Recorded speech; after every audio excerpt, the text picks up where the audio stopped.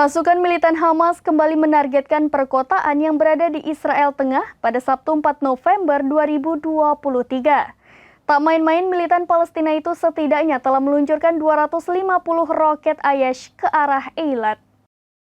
Atas serangan itu, sirene pun terdengar di berbagai kota termasuk Rishon LeZion dan daerah lain di wilayah tersebut.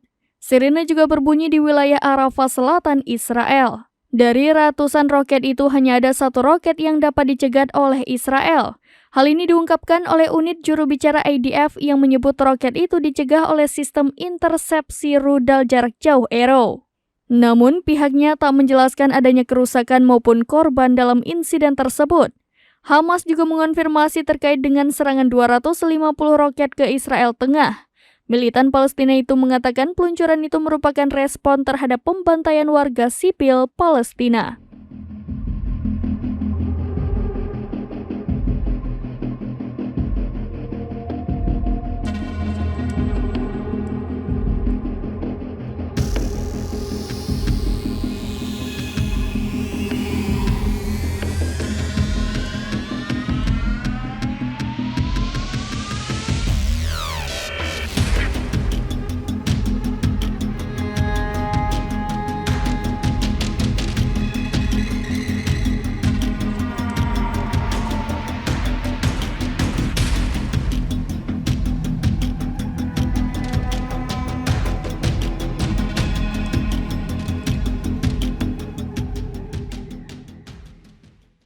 Demikian informasi terkini Syedara Lon. Saksikan terus berita lainnya di kanal YouTube Serambi News, website dan Facebook serambinews.com.